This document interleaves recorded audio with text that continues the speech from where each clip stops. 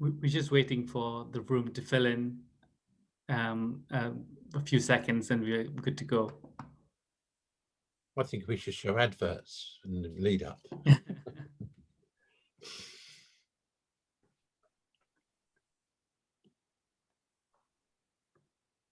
I think most, is it in?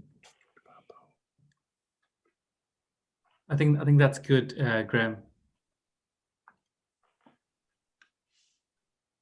Excellent. So I'm Councillor Graham Henson, and I'd like to welcome you all to this evening's meeting. So all the ladies and gentlemen, community leaders and residents of Harrow, and businesses. I've seen a few businesses in there as well, and resident associations. I'd like to welcome you to another edition of our COVID community webinar. This is actually the fifth in a series of webinars we've been hosting for Harrow residents during the pandemic, and people have fed back that they're very useful and appreciative of all the advice that has come through. So I'd like to thank you for joining us today. And when we talk about the pandemic, it has been longer than a year now, nearly 15 months that we've been working through this. The first phase of run for probably from February through till June, when people were in lockdown, and this second phase, when we went into lockdown just before Christmas, has lasted, and it will last until another few weeks, right until June, until we start getting some of those freedoms back. But I would say that it has been a lot of hard work. It's sort of a lot of hard work by the teams around the health service and through the council, the volunteers that have supported it all, but also for the residents who've actually listened to the advice and gone by the advice and carried on through. So all about keeping, making sure that about the hands, face, space and the open air elements, right through to regular testing and also vaccination, which we're going to talk about tonight.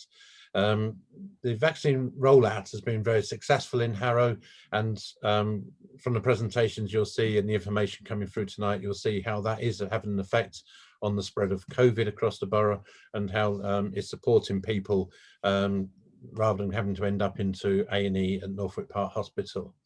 There is a number of new variants appearing, which we've seen in news over the last few months, and more recently the variant of concern that's started in India, and is and across the news you would have seen it's in northwest London, and some of the presentation we'll be going through some of that this evening. So on our panel tonight, we have some very excellent speakers as usual. If we start, not in the order we're going to do them in, but if I just introduce the people. So we've got Carole Furlong, who's our Director of Public Health, is a regular at our webinar meetings, and will give you the up-to-date information of what's happening in Harrow. We have our regular guest doctor with Dr. Genevieve Small, who comes along regularly to a number of, not just Harrow Council, but across northwest London to support what's happening through the GP services and practices and through the primary care networks, and how we support everyone to make sure people aren't missed out. And it's a pleasure to welcome Dr. What's that? My voice went there. Sorry. We've got Dr. Donald Palmer, who's an Associate Professor in Immunology, University of London, and then so we'll start explaining exactly why how the immunity system works and how the COVID, how the vaccination system works, and hopefully you'll get a chance to ask some questions. So if you have any questions during the webinar, there is a Q&A slot at the end. If you could ask your questions through the Q&A slots, which is at the bottom of your screen, your questions will come across to myself and the panel of speakers here, and I will either answer your question or ask one of the other speakers to answer your question, and some can be responded directly back to the person who's asked it. We also have people know, we've got Alex Dewsnap and Samir in the background also answering some of the questions that come through. When I would ask though, when you are asking your questions, can you please remember to give your full name and name of your organisation if you have one, so we can know who to send a response back if we need to do it. So without any further ado, I'd like to welcome our first speaker tonight, who is Carole Furlong, Director of Public Health at Harrow Council. Thank you. Hi, good evening, everybody. I will share my screen and hopefully this will work. So can you see that? Thumbs up. Thanks. Yes, we can see the. Right. Okay. So we'll just put it on Present slideshow. There you go. So I'm going to do a quick update on COVID and talk to you a little bit about the variants, because I think that's the thing that people are quite interested in at the moment. So as Graham was saying, this is where we've come from. This was the first wave of COVID that we had last year. And then we went through a very quiet summer, picked up again in the autumn, had a little lockdown, which brought it down, but not far enough. And then we had the terrible number of cases in sort of December, January, early February. And it's come right down. You can see here that it's not quite as low as it was last summer yet, but it is a lot lower than it has been. So this is the current situation. So our incidence rate is just hot off the press. It came out about an hour ago. It's currently 23.1, which actually puts us into the green zone for the first time in, well, longer than I can remember anyway. So we've had 58 cases in the past 7 days, or in the 7 days up to the 21st. And then we have some interim data, which suggests that it might even be going a bit lower than that. And the good news is that in the over 60s, where we saw some of the terrible symptoms, and we saw the majority of deaths that happened during wave 1 and 2, we are at 3.7 per 100,000, which is really low, and that's great news. We're still getting lots of people being tested, and our positivity rate is still nice and low. It's around 1%, and our track and trace, this one up here, is nice and high. And this is cumulative, so whereas track and trace has had a few glitches along the way, it makes it very difficult for us to get over the 90% rate. But the vast majority, I'd say probably 99% of the cases that we are now getting through, we managed to successfully contact and contact all of the contacts of the cases. We've got very, very few cases in the children under 10, no cases in children under 4 at the moment. And adults over 50, I think we've only had 6 cases in the last week in adults over 50. So most of our cases are in the 11 to 19-year-olds, with the rates being highest in the 17 to 18-year-olds. And that's about 4 times the Borough rate at the moment. And in the 11 to 16-year-olds, it's about double the Borough rate. So you can see that that's the focus at the moment of our concerns. So it wouldn't be a presentation from me without doing the Swiss cheese model. So it's just to remind you that all of the things that we do, and the more things that we do to put in the way of the virus from getting to us, then the better it is. So physical distancing, masks, hand hygiene, coughing into your elbow if you're going to cough, limiting your time with crowds, ventilation, keeping the windows open if you're in an indoor space, quarantining if you've got symptoms or if you've had a positive test, isolating if you've been in contact with somebody with a positive test, and last but not least, vaccines.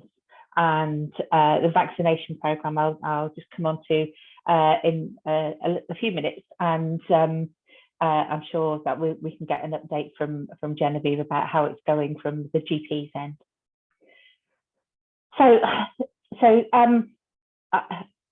It's a bit embarrassing with Donald being on the panel tonight, because he's an expert in immunology and everything, and I'm going to give you a non-expert's view on variants and how they come across.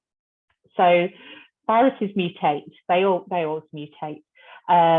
It's a little bit, a virus is a little bit like a machine inside your cell that just replicates itself, and it makes mistakes, and sometimes those mistakes become a new type of virus, or become a mutation of that current virus.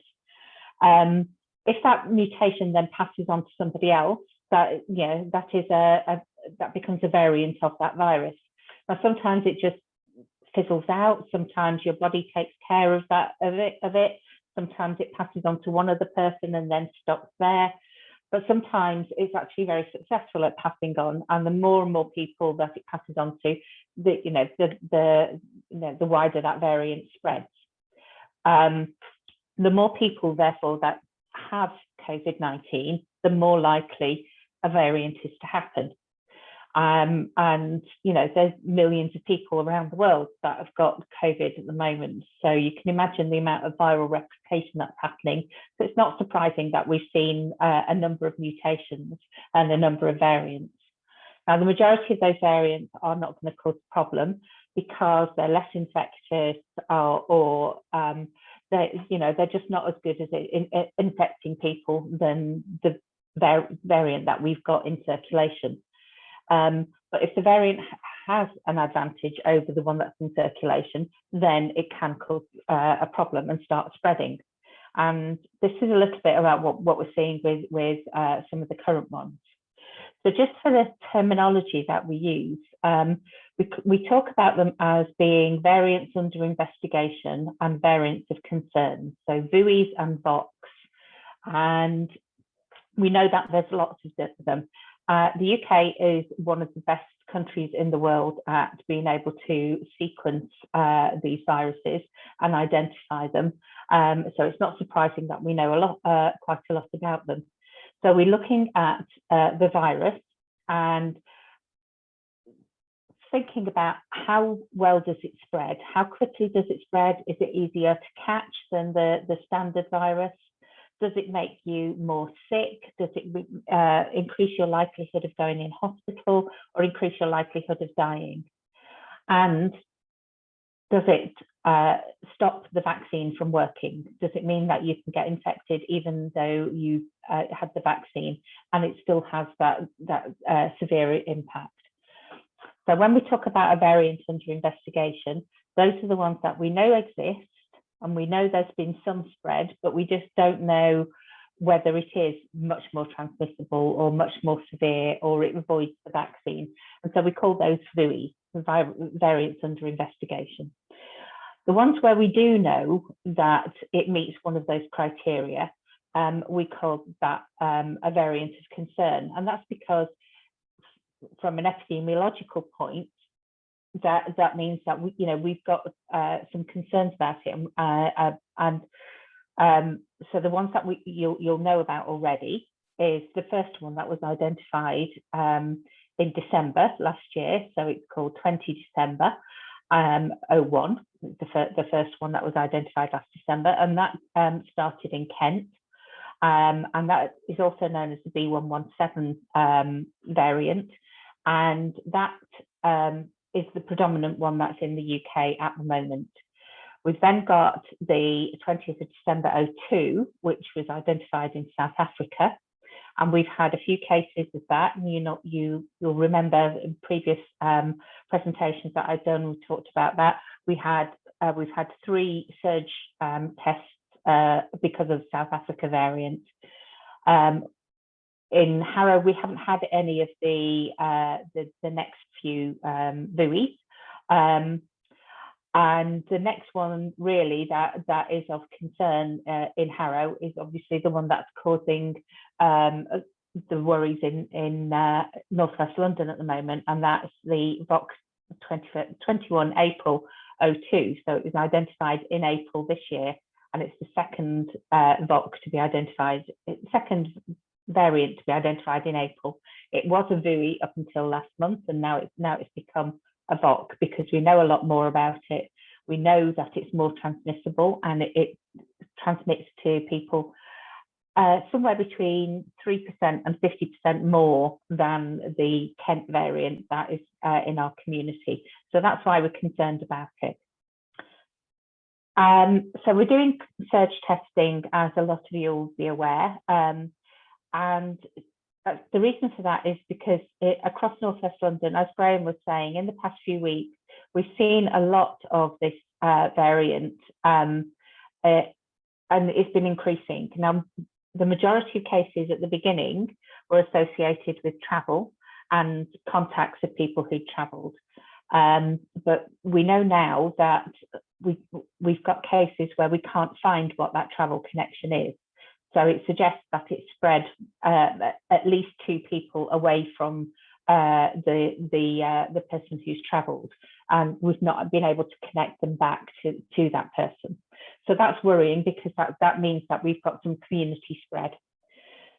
The next thing we looked at is who is actually getting it.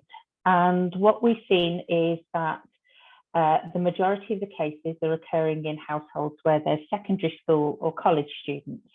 And that's not surprising given our data that I showed you a couple of minutes ago.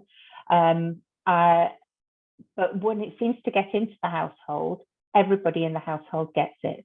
So the concern is, if you're in a multi-generational household and you've got a teenager who gets it, or if mum and dad gets it and brings it to the teenager, you may also have older relatives living with you who might be more affected. And even more concerning is if they've not been vaccinated, because what we know is that the vaccine is actually quite good at protecting you against this particular variant. So I'll just give you an example. There's a care home that had an outbreak. We had 14 people with that got affected by this particular variant. And although we had 4 people going to hospital, all of them were not, well, most of them, 3 of them were discharged the next day. 1 of them was in hospital for about 4 days, but was then discharged, and they're all okay. They're all fine. They're back in the home, and we didn't have any deaths. Now, that certainly wouldn't have been the experience that we'd had if we'd had an outbreak of that size in a care home in January or February. So we are seeing that it is affected because most of these people had the vaccine. So what we're doing at the moment is we're asking all secondary school and college students and the staff working in schools and colleges and all of their families to have a PCR test. So we can identify the cases, we can isolate them, and we can contain the outbreak. We know that these people, the students and staff, are already doing lateral flow tests, but a lateral flow test can tell you whether you're infectious. But what it can't do is it can't be sent to another laboratory to identify what the genome sequence is and whether or not it is because of the variant or whether it's because of the UK variant. So we need a PCR test to be done for that. So they're more sensitive, and we are able to do that genome sequencing. If the schools that are actually in Harrow, regardless of whether the pupils come from Harrow or they come from another borough, all the schools are being asked to do testing, and we've got mobile testing units being set up in the schools, and then the student will take some tests home for their family to do at home, and then they'll bring them back the next day to school. But if you are in a family with a child or a young person who goes to school or college outside of Harrow, you can still get tested, but you need to go to one of the testing sites. So we've got the big MTU at Civic Centre, Car Park A, it's been there today and it's there on Friday. We've got the local testing centres on Norfolk Road, Harrow Weald, at Box Tree Lane, and in Kent and Rec. And then we also have PCR testing happening in our lateral flow testing sites, in our local rapid testing sites as well, where you get both tests if you want to know whether you're positive straight away, and then if you you'll have your second test there as well.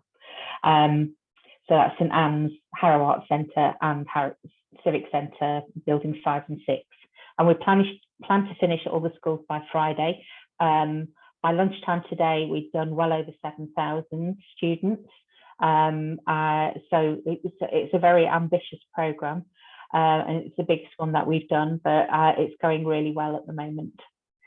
But the other units will be able to be tested. You'll be able to be tested at the other units for another 3 weeks. So just a quick word on vaccination. The rollout's moving quickly down the cohorts, and now anybody over 30 can book a vaccination appointment. Byron Hall's our main site, and that will have Pfizer-BioNTech vaccine. Oh, I spelled that wrong, sorry, as well as the AstraZeneca vaccine. And uptake's going well, but we know that some people find it difficult to get to the site, and we're planning to have some pop-up vaccination centres in the coming weeks.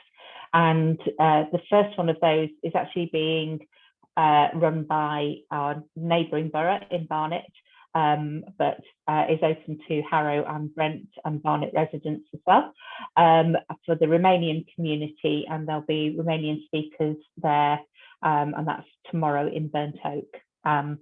So if you're Romanian, please go along. And I'm now going to pass on to Dr. Donald Palmer, and he's going to do the proper immunology. Thank you, Carole. Yes, I should have said right at the beginning, but I wanted to leave it to a grand sort of introduction. Dr. Palmer is an associate professor in immunology at University of London. He is a leading researcher in the immune system and studies how the human body protects itself against infections. He is also co-founder of Reach Society, which is a social enterprise that supports young Black men to reach their highest potential while overcoming structural barriers. So welcome, Dr. Palmer. Over to you. Thank you. Well, I'd like to thank the organisers for inviting me, and I must make a disclaimer in that I'm only doing this in a voluntary capacity, so I'm not being paid by anyone. And what I'd like to do is really, and I'd like to thank everyone for coming. What I'm going to do, I'm just going to do a very whistle-top tour about a bit about the immune system, and then I'm going to sort of focus on vaccine. And I really want to just try and give the factual information. Then I'm more than happy to answer questions. I really want to just take us back to the basics, first of all, and the fact that germs can cause disease. And we're all familiar, aren't we, with, food poisoning, flu, even, athletes' foots. And these are all caused by germs, microorganisms. Next slide, please. I'd like to thank Tadesh, who's going to be coordinating the slides for me.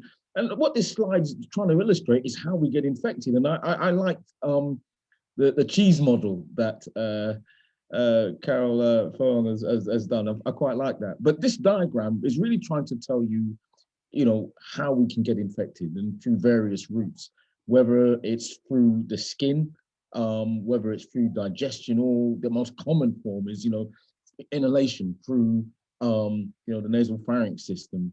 And so what we need to have is a functional immune system. And I think of the immune system as barriers. I think of them as superheroes. Next slide, please. So what you'll see is that we have a fantastic immune system. It's basically how the body defends itself against germs. The skin is an important barrier.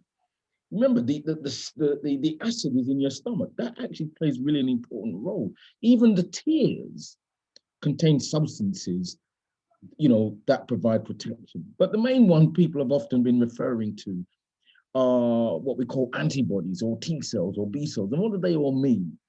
The key thing is to think of these as superheroes, and particularly when we talk about antibodies, think of antibodies as the glue, all right? They're like a glue-like substance that really are designed to prevent microbes from causing us harm. But how do viruses work? And let me just take you through the slide. Next slide, please. That tries to illustrate why we need an immune system, but also what viruses do in particular and why they're pretty harmful. So what viruses do, they actually go inside a cell. I hope you can all see this. They go inside a cell and they literally cause destruction. The analogy here is, imagine if a burglar's coming into one's home and causing utter destruction.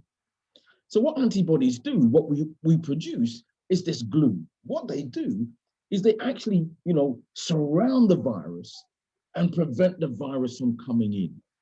So imagine if you had in the analogy, a host of security guards blocking your front door, preventing someone from coming in. Okay, so these are these soluble proteins. Next slide, please. But there's a slight problem with our immune system, is that when we're about to make these glue, it actually takes quite a while, right? But what's really great about our immune system, we can actually remember it. You know what it's like when when you're going to a place for the first time, it takes quite a while. But once you've gone there a few times, you can actually remember it. That's the same thing with our immune system. So in this diagram, it's trying to illustrate it. When the body first sees this virus, it takes quite a while. But once it's seen it several times, your immune system goes great. It's a bit like rush hour. Let's put it in context of these glue. Next slide, please. So what your body does, it has this memory. So it produces more of this glue. This is what we call lifelong protection. It's remarkable. And that's one of the reasons why I find this immune system really fascinating. Next slide, please. So what vaccines do is they're a harmful part of a germ. And what they do is actually make this glue. So when you actually meet the real germ, you've already got that glue. And you're able, therefore, to destroy potential microbes. Next slide, please.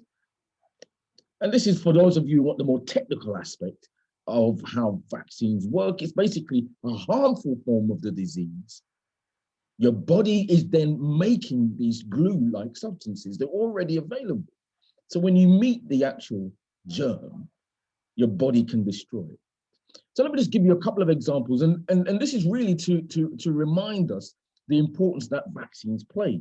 And my mum reminded me of this, that as a kid, I went through a whole host of childhood vaccinations in the 60s. Let's have a couple of slides to illustrate this. First slide, please. And this is the idea of measles. And anyone who was around in the 50s and 60s will tell you measles was a terrible disease and its impact. Measles is now practically eradicated, and it's primarily due to vaccination. Next slide, please. And this is about diphtheria, practically now completely disappeared. But again, in the 50s and 60s was a real problem, as you can see here, in terms of sadly causing death. And this was, I put this up because this is a campaign when the vaccination started in the 1940s about encouraging folks to vaccinate their children. Next slide, please. This is whooping cough. Whooping cough is, again, a terrible disease, that occurred around, again, in 1940s and 1950s. And it's important that we maintain vaccination, because a few years ago, there was an outbreak of whooping cough, and that's really terrible. So vaccines are really important. Next slide, please. And why vaccines are really important is that they're able to provide two things. Is they can provide protection, but the second important thing is they prevent the spread of the disease. And so you may have heard the term herd immunity. And what does that mean? Basically, if there's very few people that have been vaccinated, then the disease has the possibility to spread amongst the unvaccinated individuals. But when a host of people, many people have been vaccinated, the disease kind of spread, and disease can more or less be eradicated. And eventually, you wouldn't need to be vaccinated in the future. And that's the case for smallpox. So since 1982, 83, anyone that's been born after that have not been vaccinated for smallpox. It's gone. You don't need it. Next slide, please.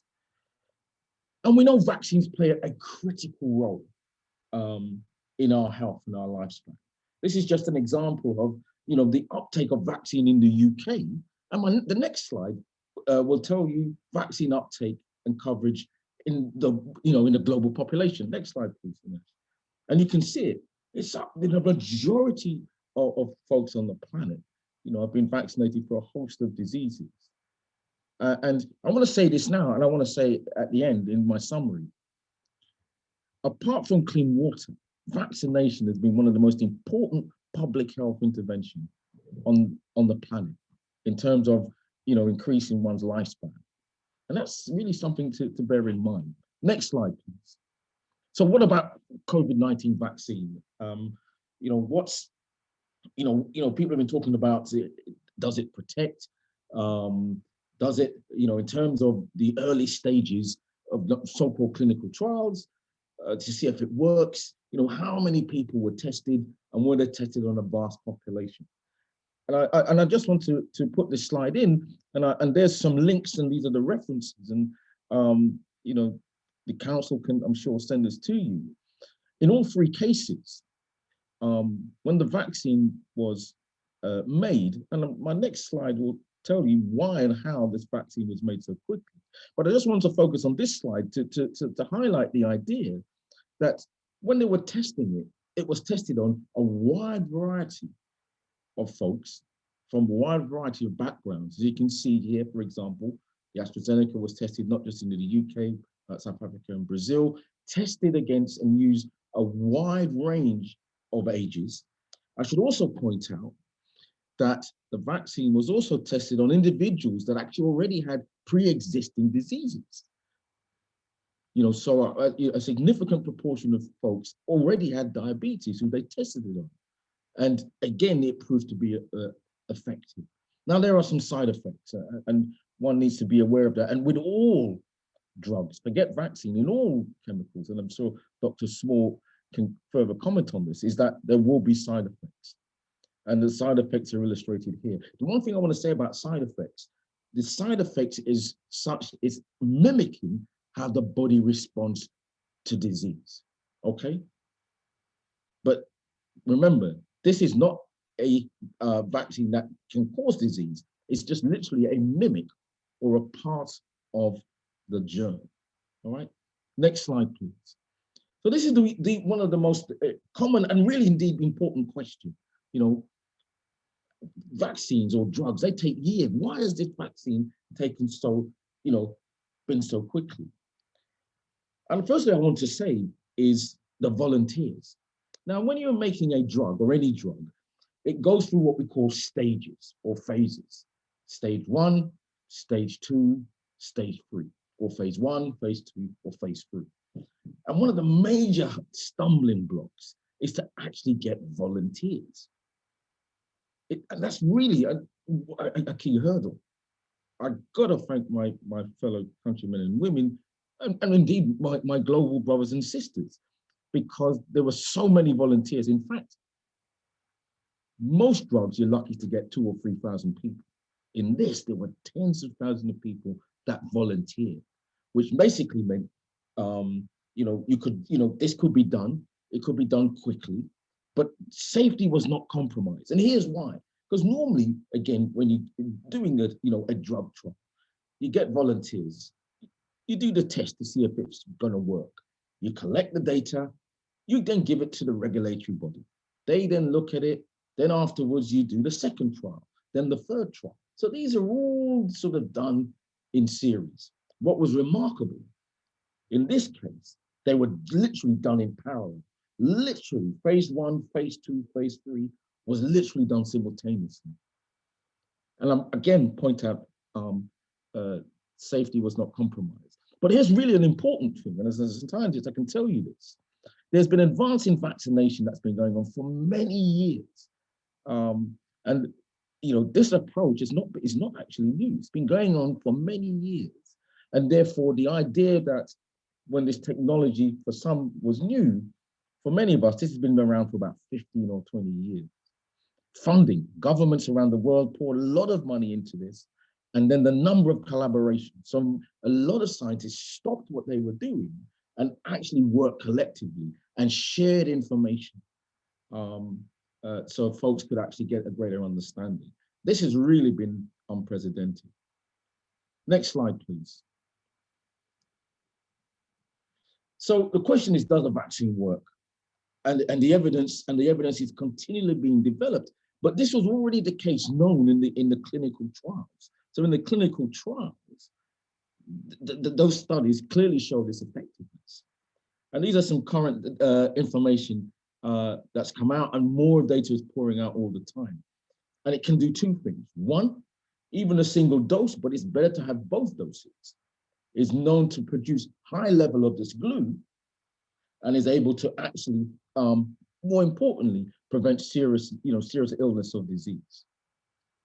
And then the next question people are often asked, well, but what about the spread? Can it, prevent the spread, transmission? And the evidence suggests it's also been able to do that. And the reason behind that is because you're making this glue. The glue is destroying the virus. So the virus doesn't actually have a chance to spread, okay? So this has been incredibly and remarkable studies that are continually ongoing, but the vaccine clearly does work. Next slide, please. And I think it might be my final slide, actually. There's two more slides I want to say. One is around long COVID, and the government has now announced a couple of days ago, they're going to be putting some money and some funding into long COVID. And long COVID has been a mystery. And in fact, I was talking to some colleagues at Oxford only on Monday, and we were discussing the aspect of long COVID. And the idea is still unclear of how and why people get long COVID. What's worrying is that it's seen to be more and more in younger individuals. And when I mean younger, I'm talking of folks, that are over, 50, under 50, sorry. So the idea that a disease which traditionally was felt that it was sadly impacting on older folks, we need to be, be careful of that language, because, long COVID is starting to emerge, and it's a case whereby the figures, and I looked at this ONS just today, and I've written it here, now over 1 million people in the UK now suffer from long COVID, and 1 in 6 are so ill they cannot carry out daily tasks.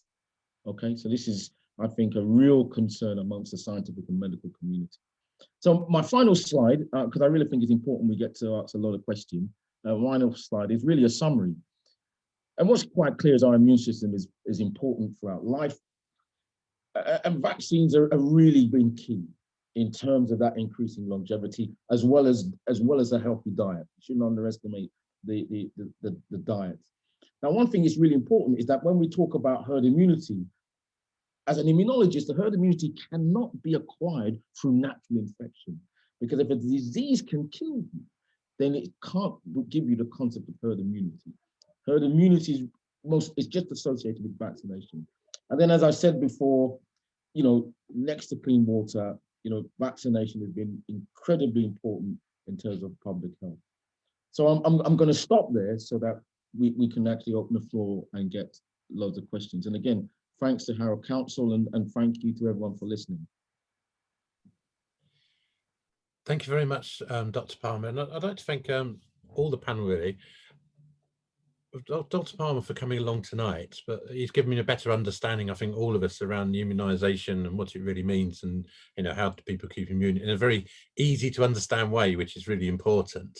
But also to the rest of the panel, because Dr. Palmer made a really good point at the beginning as well, that all our panelists are giving their own time up to make sure we can get a consistent message out to residents. Genevieve's turned up, I think she's still at work, just so hasn't gone home yet. And Carole, I was on a call earlier with Carole, and Dr. Palmer's come along tonight.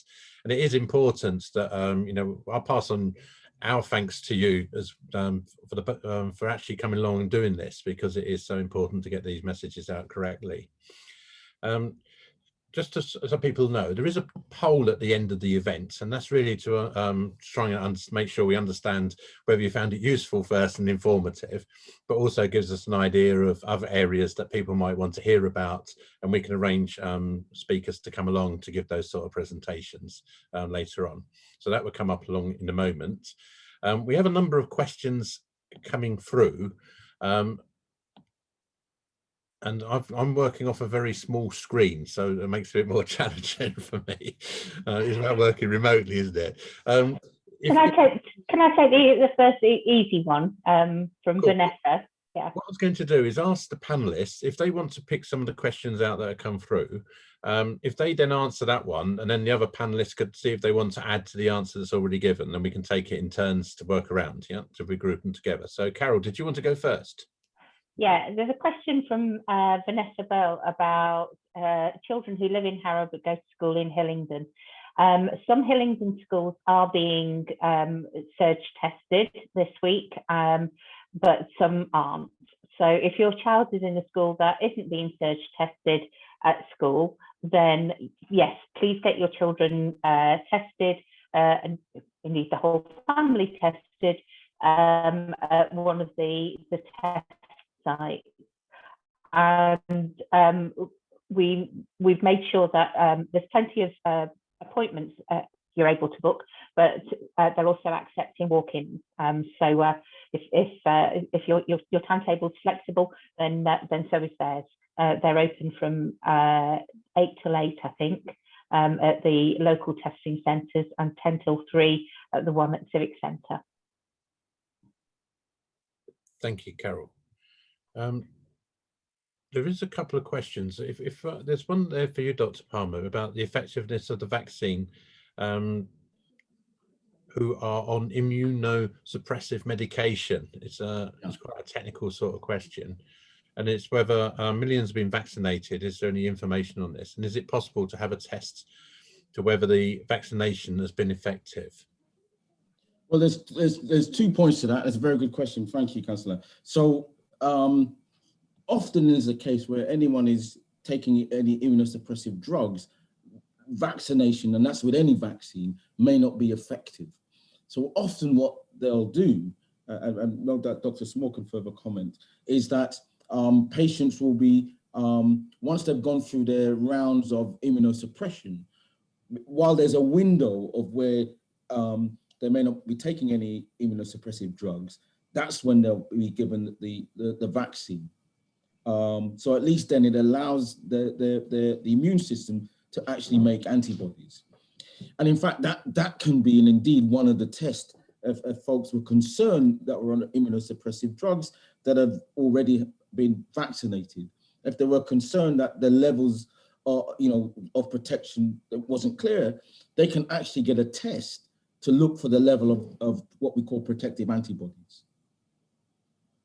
So shall I just add to that, if I may? Yeah, yes, please. Yeah. So I think that hello everybody, good evening. So I think that we know that there are different sorts of immunosuppression. So there are people who obviously may be born or have a condition that would make them immunosuppressed, and those people obviously their immunosuppression doesn't vary, it tends to be the same, and that's why we're being very careful with our advice to people who are immunosuppressed, to tell them how to do all of the things that Carole tells us we should do in our Swiss cheese model. Yeah. And I think there are other people who are who perhaps are undergoing types of cancer treatment or other treatment, which, as Donald was saying, kind of like gives them windows of opportunity when they are able to be vaccinated and get the best response they can have. And then there are other people who are on longer term medication that they can't easily stop. And for those people, we are absolutely vaccinating them and absolutely getting them vaccinated.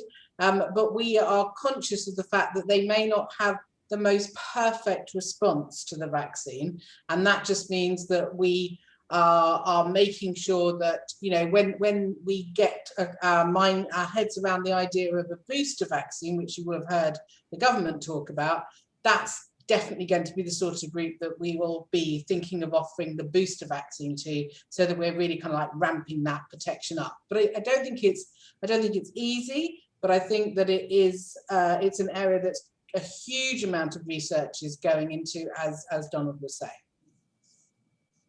Thank you, Genevieve. Throughout the two presentations, it was important to note the about the second vaccine, making sure you get the second vaccine. That's been brought forward by a few weeks. So instead of 12 weeks, it can be done with within 8 weeks.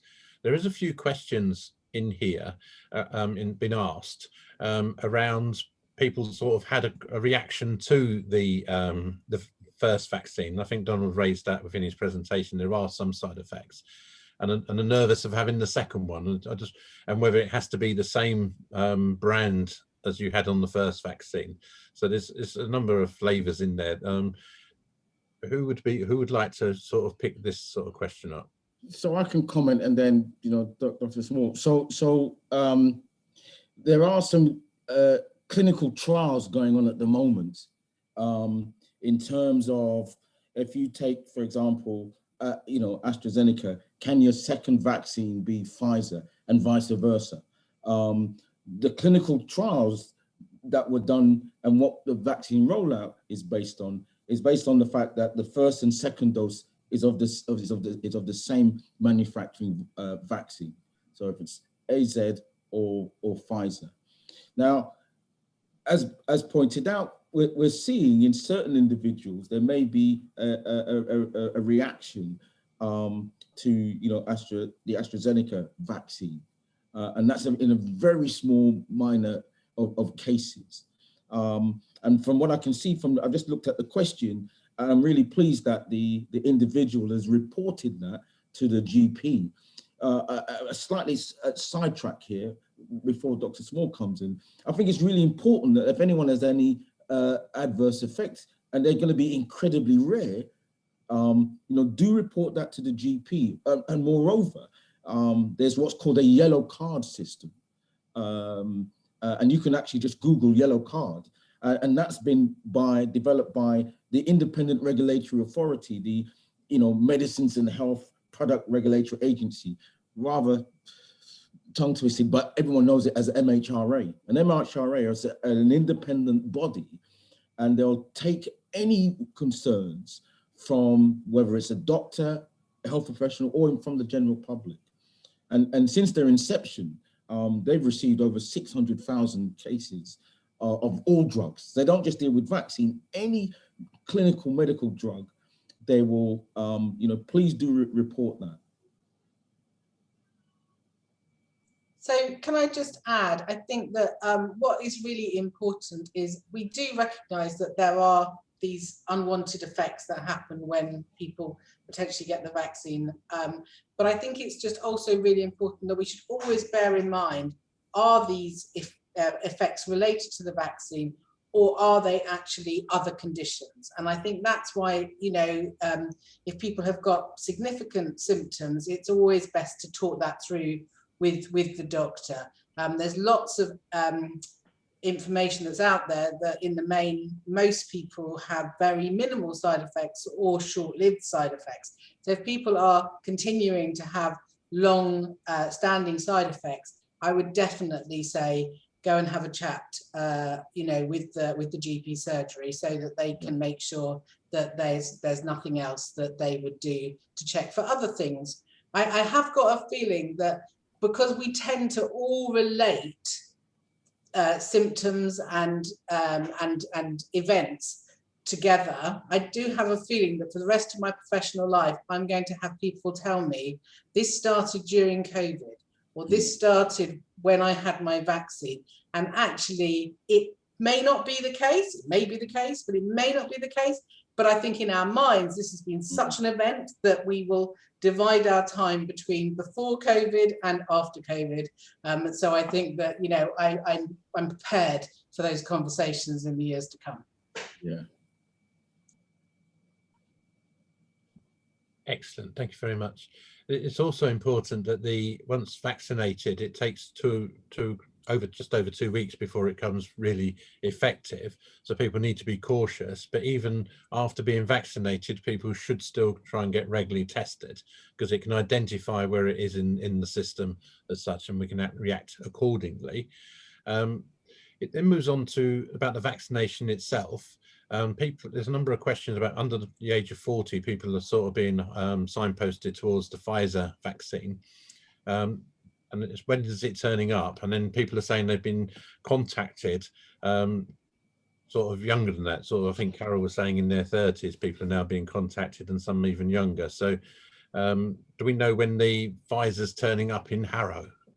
Carole, did you want, I think you was working on that part of the scheme. Yeah, no, I think Genevieve is probably the best person to answer that one. I wish I had kind of breaking news or something like that, but I think the reality is we don't actually know the absolute date. You know, we know that our GP vaccination services have been delivering Pfizer through those services for many months now, and we know that there are that some of the mass vaccination sites, I think I'm supposed to call them vaccination centres, some of those centres are have all been converted over to Pfizer. So there's definitely Pfizer, for instance, in Brent in Network House by the stadium.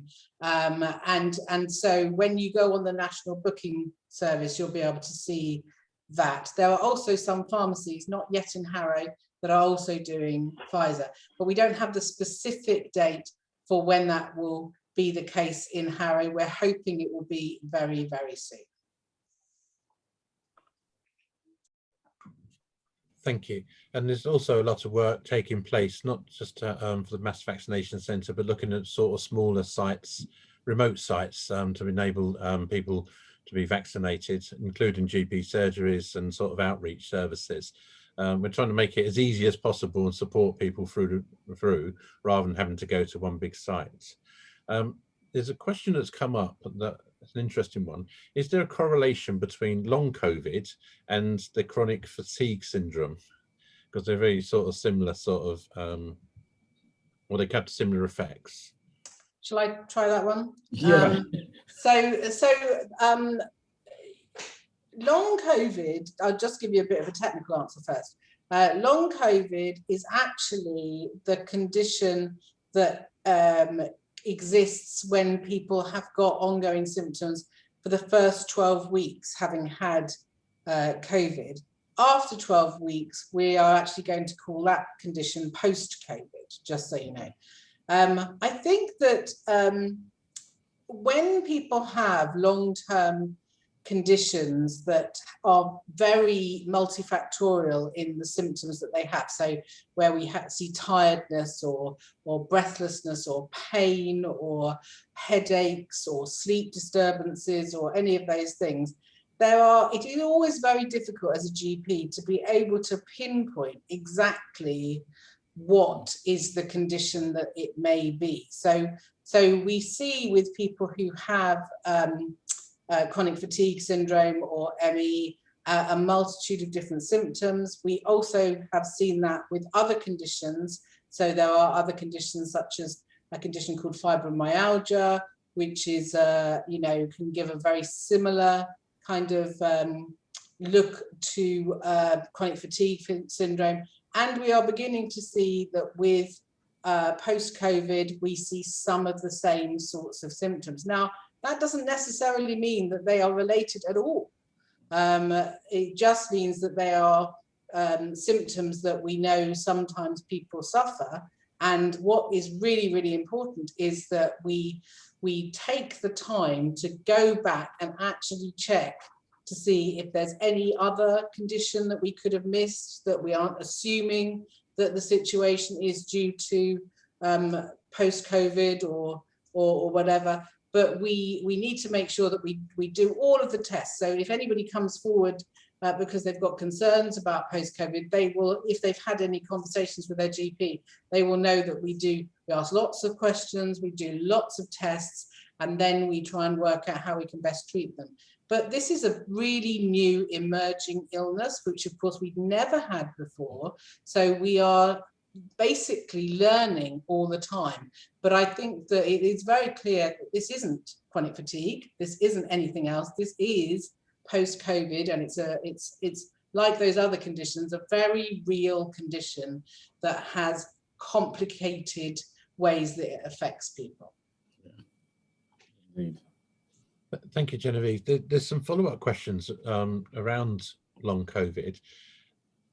There's one, so the main point really is if people do have any of those symptoms, they should contact their GP, who can then make the proper assessments and make sure there's no other underlying health concern that could be driving that. Yeah. But it's a question directly for Dr. Palmer is there any developments in understanding the mechanism of action of COVID-19 to explain the biology of long COVID? So one of the things people have sort of looked at that might be associated with long COVID.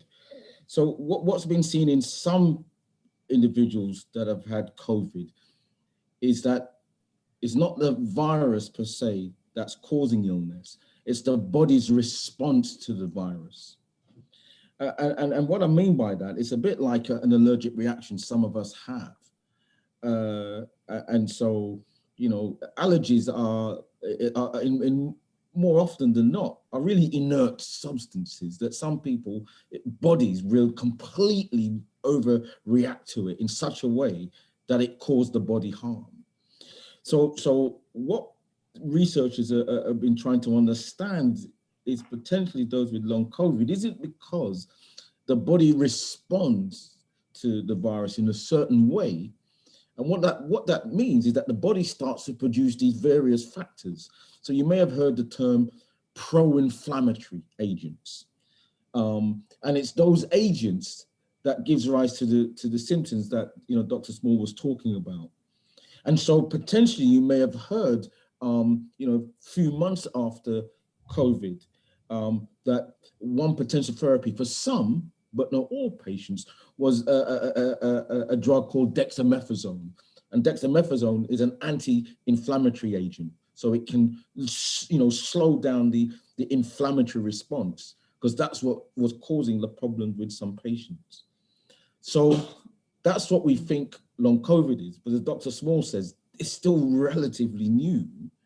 And we're trying to understand it, because one of the problems is that, you know, I listed those symptoms, but not every patient will actually fall with those same symptoms. Some may have one set and not another, but the trigger is COVID. So it's really trying to understand that, which is when I mentioned that the government is now putting some funding in that area to try and elucidate what's going on. So I hope I've answered, you know, that question as the best I can, given our current knowledge. I think you made it very, very clear, I thought. And some of the questions that are left coming through is about the future, really. We've gone through quite a challenging time in the past. We sort of had a break in the middle in the summer last year, and we're looking forward to late June when we could probably sort of hopefully move around more freely. But it is around the importance of testing and regular testing going forward to make sure there isn't a resurgence, but also about what happens later in the year, what the plans are to sort of have this new vaccine sort of thing that comes in, be over the winter later this year. That's quite I just wonder what your views were about the future and what you really hope for, and what would you recommend to residents to do in the short term and the longer term? I don't know who wants to go first. Shall I go first? Just make it harder for everybody else now if I can. I'm not silly. I mean, I think for me, there are a few things. So we've spoken before on these calls. One of the things we've absolutely noticed is that there has been a huge explosion in terms of mental health issues during this time. And, you know, of course, it's completely understandable. People are living with lots of uncertainty. There are issues that are related to families and work and housing and all of those things that are are difficult. But actually, I think that there is also quite a degree of fear in some parts of our population about going out and connecting with people and kind of getting their lives to a degree restarted. And I think that actually, for me, I really, really hope that people gain confidence, that they gain confidence that, especially if they have been doubly vaccinated and seeing the research that we have seen around the protection that that gives, and looking at all of the different aspects that Carole has talked about in terms of that Swiss cheese model, I think that, you know, we must start to begin to reconnect with ourselves as social people. We are social people.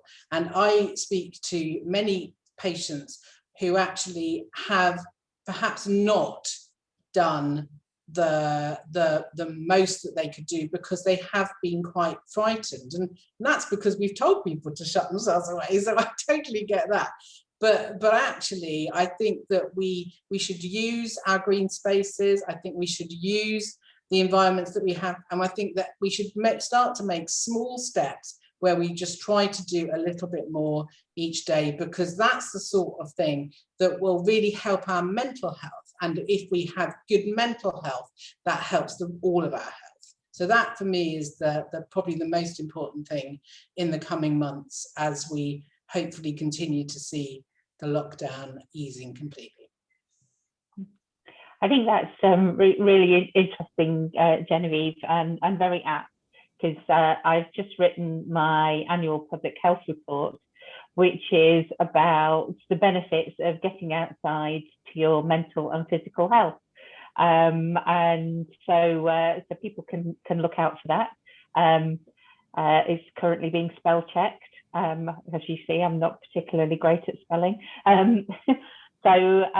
Yes, and I think you're right. I think mental health has been really difficult, and you know, as somebody who's suffered from anxiety and panic attacks in the past, there have been days when it has been really, really difficult to think about going outside and seeing other people, and even, you know, with things relaxing, you know, I'm still a little reluctant to go outside myself. So I can understand where people are coming from that. I think one of the other things that the pandemic has done is it's made us look at how we deliver some services well and how we do things differently, and that different isn't always bad. And so I think, you know, the idea of being able to get hold of your GP and do a quick Zoom call rather than taking, you know, a few hours off work to travel there and to travel back, and you know, that really appeals to me, and I'm sure that it does to a lot of other people who are working or pressed for time. So I think that, you know, that's one of the things that I think is has been good, and one of the things that I hope will keep. I think also for younger people, that, you know, it's you know, they're very much more tech savvy than we are, and so they, you know, I think they'll appreciate that too. If I'm allowed to make a comment about reflecting on post-COVID, just a couple, because I know we're over time, so and this is more philosophical, but I guess what Carole has mentioned is around the technological aspect, and you know, how will we work will be different, but also one of the things that COVID has highlighted, you know, is the various disparities in health and in other areas. One of the things that was fascinating, you know, sadly seeing with COVID, and this was a conversation I had with Dr. Jill St. John, who's a specialist in diabetes in Brent. And she said for many folks, you know, diabetes has been controllable and they've been able to deal with it.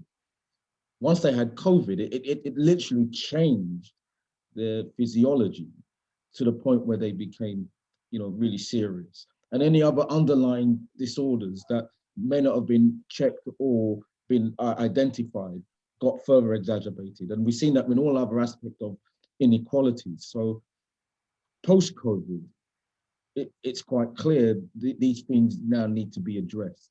And it's, particularly around health inequality, I think, many folks will be trying to see how they can, readdress that balance. Yeah, I think you're completely right there, Donald.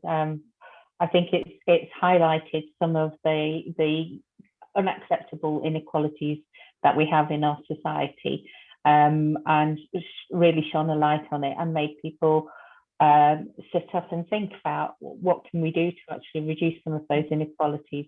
I think we're going to face a challenging time to come. But personally, from a public health point of view, most of my career, I've been talking about health inequalities. And I think it's great that this has given us a platform to say, right, okay, we can do something and we can make a difference. So I'm quite looking forward to the coming period. It's got to be better than last year anyway. I just wondered, Graham, whether we could, before we finish, there's been a couple of questions about fertility and the virus on fertility. And I just wondered if we could pick that up before we finish.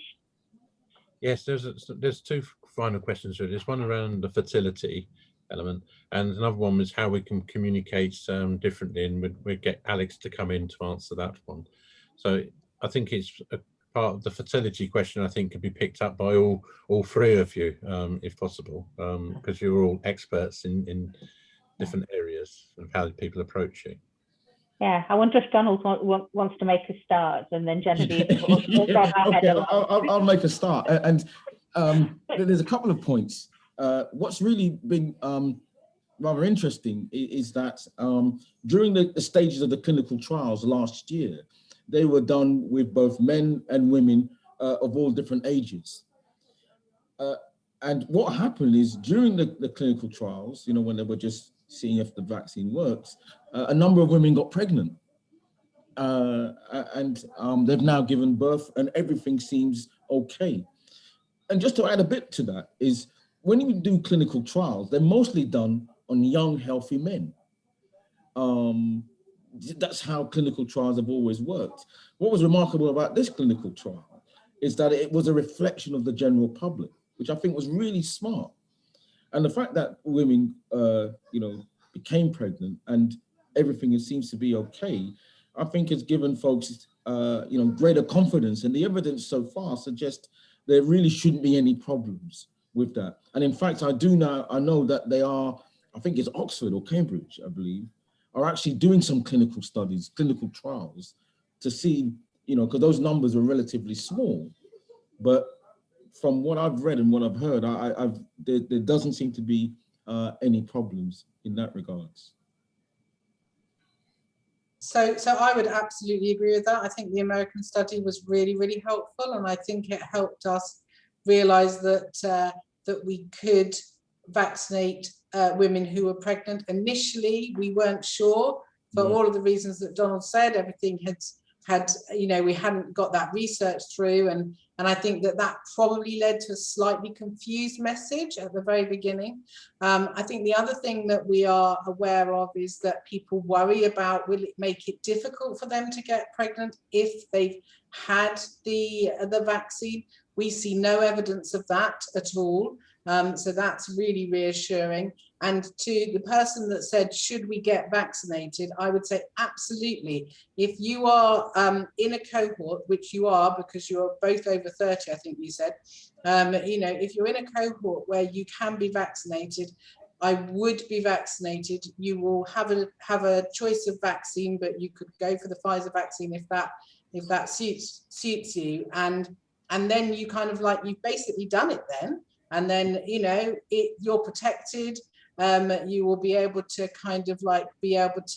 to not be concerned about having COVID during a different point in the pregnancy. And I think we do know for flu, especially, We know that women are adversely affected with flu if they are pregnant, i.e. they are more likely to get more unwell. Now, we haven't quite seen that with COVID, thankfully, but I think that, you know, we all know that when women are pregnant, being ill anyway isn't great. So if you are thinking of getting pregnant or you are pregnant, get the jab. I have nothing else to answer. I think they've both said exactly the things that I would have said. I don't think that you know, there's no mechanism really for affecting fertility, and so I think yeah, I think it's a great idea to get the jab, get it over and done with, be vaccinated, and yeah, have your immunology you know, working. And yeah, I think it's a good idea. Thank you. We have slightly overrun our allotted time, but I think these have been really important presentations, and the questions that have been asked are really important as well. So the final question really is, how can we communicate out with the public in a slightly different way? So Alex, did you want to quickly come in and sort of set out what we're going to do? I can do, Graham, thanks. So just in terms of the way that we've done our communications over the last year, we've done 2 household mailer drops. And one of the things that we put in there quite prominently was the council's phone number to call the COVID helpline.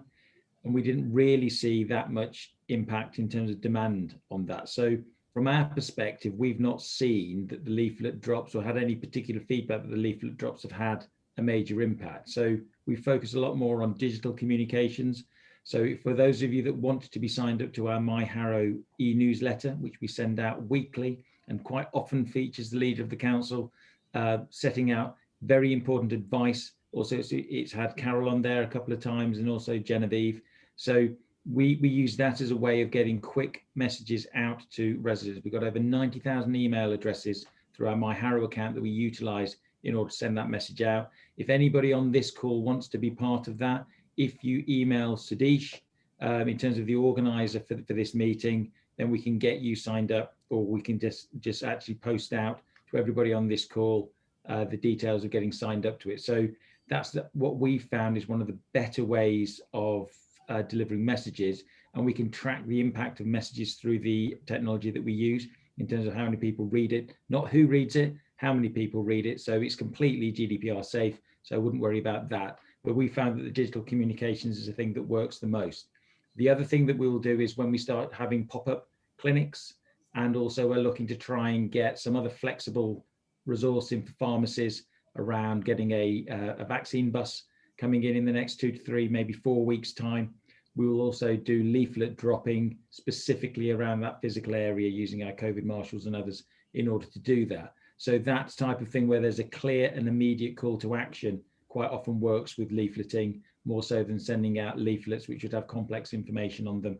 So, but you know, if other people have any other advice in terms of the things that they think would work, very happy to take that on board. Excellent. Thank you, Alex. And just as we're about to start the poll, as I was mentioned earlier on, to see what issues people would like at future meetings, I'd like to take the time to thank our panelists tonight. They've all put their time into coming along. They have their own time coming along to help us understand more about the vaccine from Dr. Palmer, how it affects local communities through the GP, through Genevieve, and how we're working through public health through Carole and on the teams they lead. And it has been, I think, a comment I regularly use is the whole of the last 15 months has been relentless for a lot of people. But then it's so pleasing that people still come along and give their time up to try and get a resolution to the COVID pandemic. So I'd like to, on behalf of our Harrow residents and business, like to thank you for coming along tonight. If anyone's got any questions, they can email through to Sadish, but we will organise another one soon. It is important if people could sign up to the My Harrow newsletter, because if there's an urgent announcement to be made, we will communicate via email quite quickly in the first instance. So if if the variant was to move into Harrow and we had to do things differently, we will promote that way, or or changes around services. So if you can sign up through the council website. There's over 100,000 people do sign up to it, and it's all the relevant information that comes through, and people said it's exceptionally useful during the whole pandemic. I think we also advertise these meetings as well, so that's been really good. So thank you very much for your time, and we'll hopefully see you all soon. Thank you very much. Thank you, everyone. Thank you.